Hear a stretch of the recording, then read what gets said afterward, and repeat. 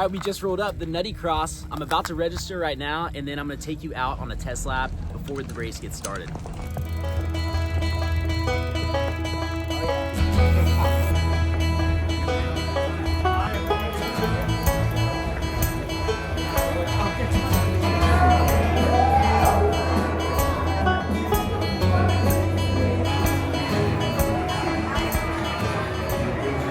Okay, we're registered, kitted up, and I'm gonna go roll a lap on the course. I think the B race is finishing up right now, and I'll probably save the GoPro for the actual race itself so I have enough battery to try and get the whole thing. So we'll see how it works out. I heard the track is super fun, and it's only my second ever cyclocross race, so I don't really know what to even expect. All right, give me a clinic, Cody. Activators. Oh! Boom. High knees. Dude, that's beautiful. I'm gonna steal that one. And then a little bit of a twist. Turn and twist. Okay, that was pretty sloppy. Try I don't not know if to I can post that. No, dude. I'm gonna need the arm up higher. There we go. I need that extension. I guess you have a separated shoulder, It's real so. life though, bro. You know, it's not always perfect. So let's get this started. Let's roll the open man. amen. Open amen right up here. Yeah, what the heck? I'm gonna take all the rolling forward I can get. All right, open amen. Okay, now we race that. Yeah, pretty much. Okay, it's time for some onboard commentary. And I'll tell you, of all the places in the entire course, even more so than the on-offs on the bike, where I feel uncomfortable, it's the starts. It's getting a good start, stomping on the pedal, getting clipped in and going, because that's something that I've never really had to do. And I slotted into about 5th place right here. Actually, let's count. 1, 2, 3, 4, and I'm in 5th. And I have, obviously, the whole field right hot on my heels. And we had the long sprint into this orchard, and this is predominantly what the course looked like. You were going through these trees, and it was super technical. Obviously, the light, as you can tell, is extremely spotty, and you're just on rails the whole time, really, with this track. Cornering on these bikes is something that I'm still not used to. I mean, I even talked to Lance Hayden, one of our top cyclocross racers in the country, and he said, he's like, you're doing this track on a bike that's not really designed well for it. You know, there's so many limitations on what you can ride in cyclocross, and I think that's part of why the sport is so cool, because of the simplicity of the bikes in that way. So you can see we're going opposite direction now on the start straight. These corners were definitely an area, although I'm not used to the cornering, I think that's an advantage that I have, is just apexing turns, feeling confident, leaning where my body weight is on the pedals. And yeah, I just felt like I could sort of let off on some of the straightaways pedaling wise, because I knew I would sort of float back up right through the end of a corner.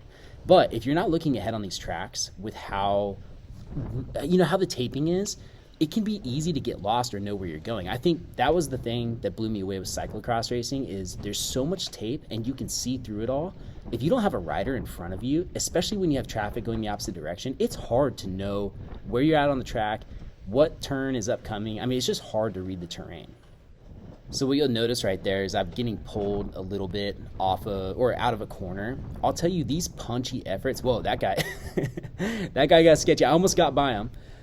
And I think what you'll notice, or I noticed, is that you really do sprint hard in these races. And I know it seems obvious, but it's something that I'm not quite as used to in the format. I mean, it's strange. With enduro and downhill, you are sprinting, but it's like the speed is so much higher to begin with. It's strange to come around a corner at 5 miles an hour in these tracks, or 10 miles an hour, and go all out on the pedals just to shut it back down again. You know, the mental side of this type of racing is almost as exhausting as the physical side. Over an hour, you just get worn out because you're so concentrated on the track. And this was right away where I could tell there'd be a separation between me and the front group, because I think we have Cody pulling the front. Oh, this is my first time coming off the bike, running. I think, oh yeah, I get passed right here, by the way. I think this is Thomas, who I met after the fact. Shout out to you, Thomas. Follows Dialed Health, which I met after.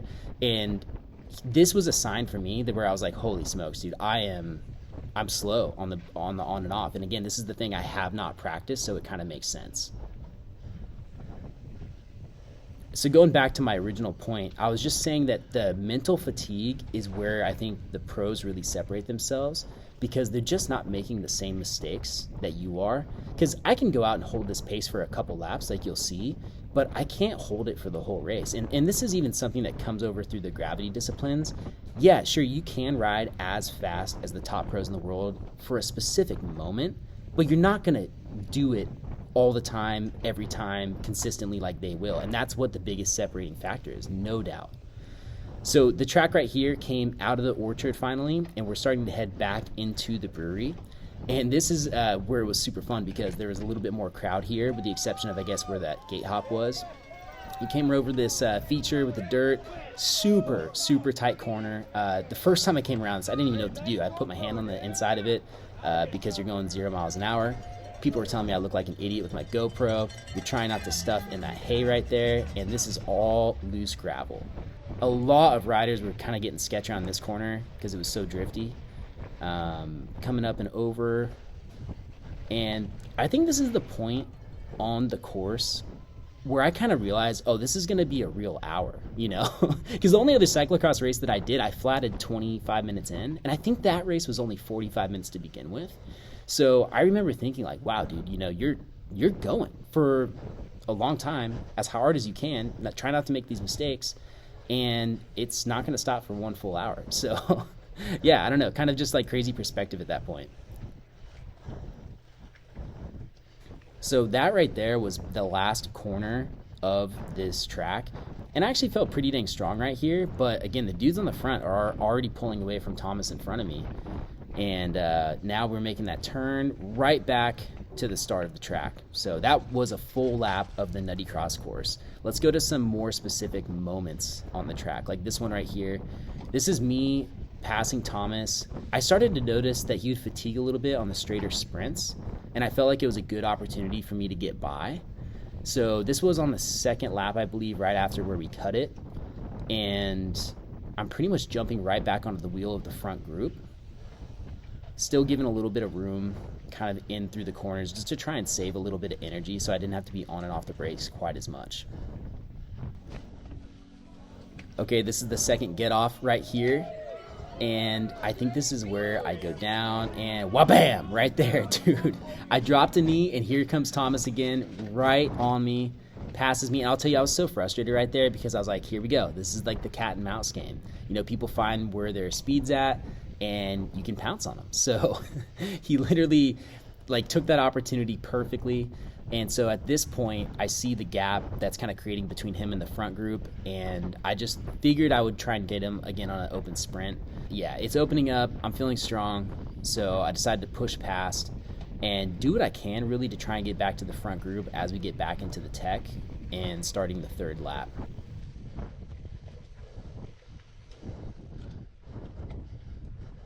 Now here we are back at the barriers. Besides the start, this is totally my nemesis. I got this guy telling me to drink beers. I'm horrible dismounts. These gaps are just opening up because of the little things throughout the track. It's like over the course of an hour, it's 1 second here, 1 second there, 2 seconds here, 2 seconds there. Oh, they saved a little energy. I was fighting it a little bit harder. And I think about this point where this gap opened up, it was because fatigue was starting to set in. I don't think there was anything technical at that point. I think I just started realizing, holy smokes, I'm feeling gassed. You know, we're still early into this race. And this is why I actually brought a bottle with me. I felt like on this straightaway, if I had an opportunity to take a sip, that it would really help my rate of perceived exertion just come down. And I knew that would make the back half of the race a lot stronger. It's definitely not like the coolest pro move, but I felt like it made me race to the best of my ability. So I'm proud I decided to actually do that. Here we go again with the barriers. Now that guy's yelling at me even more to drink some beer. This one, I noticed my cleats were getting clogged up, and you can see when I clip out. Right at the bottom of the screen, you see that big wad of mud in my pedal. I didn't realize how much that was sticking to my shoe on the inside. And this isn't the only time this happened, but on later laps, I picked up on the fact that the inside of the corner was super muddy and the outside was dry, so I started just running the dry outside when I didn't have anyone pressuring me with a pass. This is where we start to get into some lappers, And I got to give a shout out to these guys. This was the single speed crew. You can see we got some wide bars on there. And honestly, first off, they were great with being courteous on passing and everything. But they were also not going slow. Like, these dudes were hammering, and there's a couple guys I ended up going back and forth with later in the race. So shout out to those dudes, man. Definitely making the sport super fun and something unique in this type of an event where at the same time you have people taking it seriously like I am, to the extent that I should be taking it seriously. And then you have people out there purely for fun, like purely. And that's pretty much why I'm out there anyways. So now look at this guy, bunny hopping the barriers. He's on a single speed, by the way. Legendary. And watch how much he pulls me when I remount my bike. Look at that. Brutal. It's absolutely brutal. Now, I'll tell you, the reason I didn't bunny hop the barriers was because I didn't get practice time on them, and I've never tried to bunny hop barriers. I really feel confident I can do it, but it was just one of those things where I'm like, dude, I'm not going to just go for this in the middle of the race.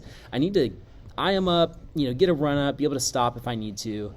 So that's something I need to practice, I think, before whatever next event I do. And this is right here where my life started flashing before my eyes. You guys, look at that. Dropped chain. It's totally random too. And I think what I did was actually backpedal a little bit after I had shifted in hindsight. And I was just shocked at that point. But my big goal from there on was like, okay, it doesn't really matter how much further back I'm from the front guys. I just want to make sure I don't get passed again because of this. And I still had enough of a gap to not get passed by Thomas, who was behind me at that point. It was spread pretty thin. The only bummer was before I had dropped that chain, I actually started catching up to the dude that was in 5th. And then, boom, it happens again. Second time. I can't believe that. I think I might have dropped some language right here, which is unlike me, because I think Thomas is about to come past me if he didn't already. I lost position. This is like the last lap, and it was one of those points where it's kind of demoralizing. After that, I was like, okay, I'm throwing in the towel. We're running it in smooth. There's no reason for me to like hammer my face off on this last lap. And I'm cruising in. I get to the barriers. I'm like, all right, let's just take this thing home. And then you got bunny hop barrier guy. Boom! Literally shoulder checks me, bunny hops on the inside, and passes me all at once. At that point, I was like, okay, who am I, dude? I felt like a pathetic loser, I'll be honest. But that guy motivated me. Shout out to you, bunny hop barrier guy. Probably twice my age, too. Nah, maybe not. Maybe he had 15, 20 years on me. But, yeah, that was it, man. Pretty much roll it through, 1 hour done. And with the exception of the drop chain on those laps, I was super happy with my race, man. Yeah, I'm from there. I love it there. Sick. Yeah, I've done that race. Nice, guys. Yeah. Good chase, man. Hell yeah. Dude, I started reeling it in, and then you dumped me. Dude, I dropped 2 chains the last lap. It was in the weirdest spots. Nice one, man. Thanks. You see me on clip there? You were pulling me before I dropped chain, though. Holy shit, You were like making up the gap, and I kept trying. Dude, honestly, like midway through, you were like the carrot I needed for more motivation. Yeah. And buddy. dude. Sorry about that chop first lap. I was just trying not to hit his back wheel. I'm like, no. Oh no. And, like all of a sudden you're there. I'm like, fuck.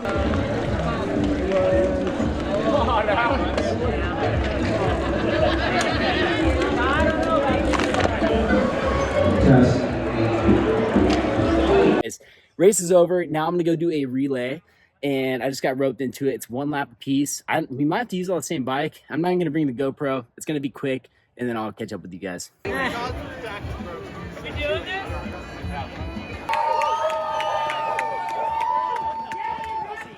Go, Jeremy!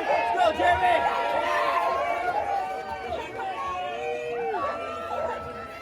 So do we have any idea like what you do? Alright, come here.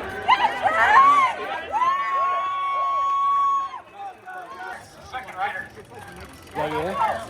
No, you're third. Adam, that's right. All right, so we got a team of 4. We got Adam going up second. We got Cody third. Coming through. I'm bringing up the rear and 4th. Here's our number 2, man. Here's our number 2. Go. Yeah. All right, apparently we're chugging a beer before we take off on our lap. So these guys are staging right now, and they're getting ready to be handed a beer, drink it, and then go. This is a full beer. Can we get our drink now? Here. Who needs non-alcoholic? This is him. Go, go, go. That's our number one guy. Get it. You gotta drink like your team depends on it. Yeah, buddy. Oh my God, dude. Yeah. How was it? Carbonated.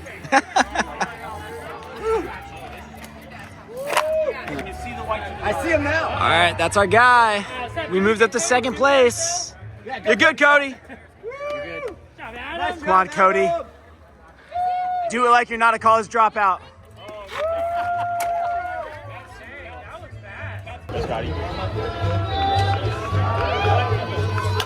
Yeah, let's go, Scott. Fucking puke, Scott. Fucking puke.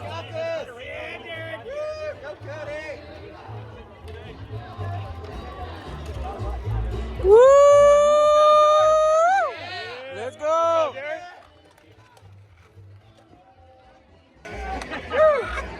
Hey, what'd you do to Scott? What'd you do to Scott?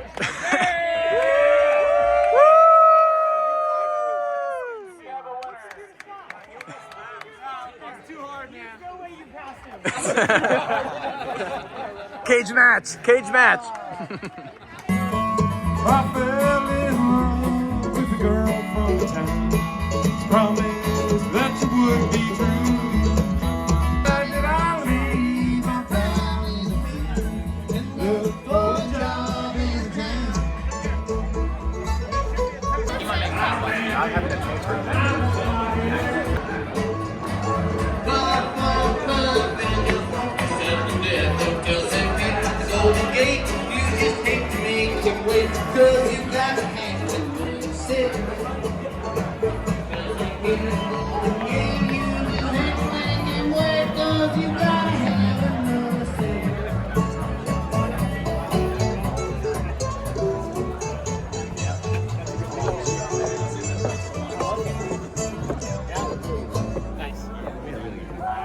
Look at that sunset. Come on now.